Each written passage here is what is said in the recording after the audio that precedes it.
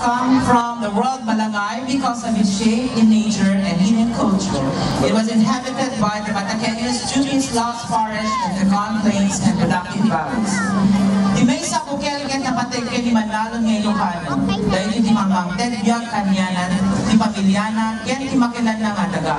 Aramida na amin documented, nanti ka sa pulan di pamilyanan ken abiyag tiragsak ken rangay. Itidepa na tinawad na paraburon ng itatao itinalangto adaga, apagtaunang ipagbiyaganda.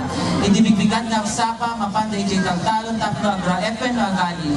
Kalpasan di panagmulan di pagay, indamen agitukit kadagit inaduman do mga bukbuker nang nangrunay di tabako.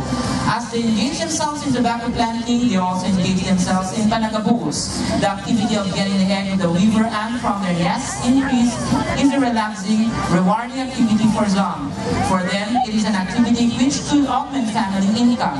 Nanumuman naman ko na, yung leking tibiyag and nagsak dahil itinagdaw-agdaw. Ito may naro di matangan ti pagadalan ti Barangay Elementary School as they portray the barangay pride and legacy to the artist festivities.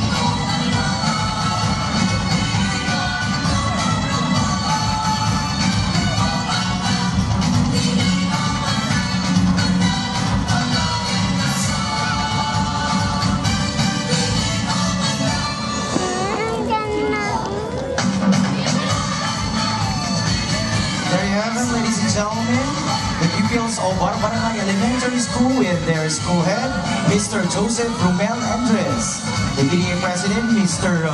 Gilbert Olep, and the dance coordinator, Mr. Robert or Oliver Riddleman.